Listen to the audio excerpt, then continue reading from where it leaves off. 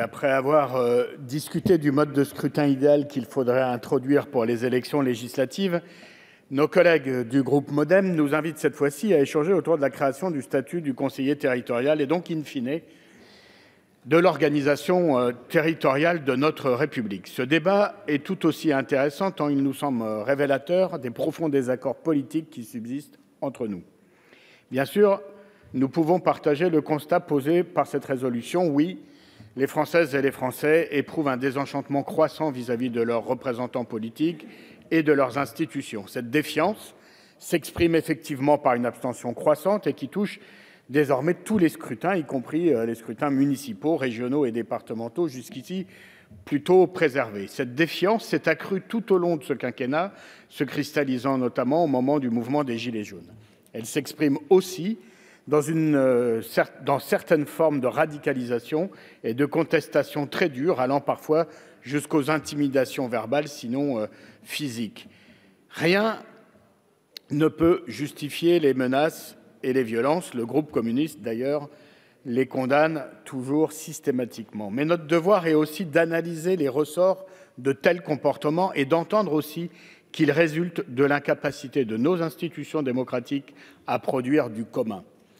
Or, c'est ici que nos routes se séparent, mes chers collègues, car curieusement, vous recherchez le moyen de résorber cette coupure douloureuse en éloignant toujours plus les rives qui séparent les citoyens d'un côté et de l'autre, celles et ceux qui les représentent. Votre solution, allez plus loin encore dans le mouvement de métropolisation qui porte une grave responsabilité dans cette situation. Certes, votre majorité n'est pas seule responsable puisque depuis une trentaine d'années, bien des textes ont ainsi considérablement aggravé la mise en concurrence des territoires. Ces réformes ont provoqué des bouleversements institutionnels considérables, accentuant les inégalités territoriales, tout en remettant en cause les principes constitutionnels d'unité et d'indivisibilité de la République. Face à de tels séismes, il eût été plus sage d'engager un véritable débat national, mais les différents gouvernements se sont obstinément refusé à toute nouvelle réflexion, préférant précipiter l'examen de réformes élaborées sans concertation et sans vision à long terme. La loi NOTRe et aujourd'hui, dans une certaine mesure, la loi 3DS sont exemplaires de ces dérives qui blessent cruellement notre démocratie. En prétendant combattre le fameux millefeuille, ces réformes toujours plus techno ont rendu notre système local français toujours plus incompréhensible pour les citoyens, en plus d'être contraignant et inopérant. C'est désormais un canard sans tête qui poursuit son chemin sans que son cerveau ne commande plus rien. C'est pourquoi il nous semble qu'il faut davantage revenir d'urgence au modèle laissé en héritage par les révolutionnaires de 1789. Nous devons réarticuler notre démocratie autour des trois piliers fondamentaux de notre République, l'État, le département et la commune.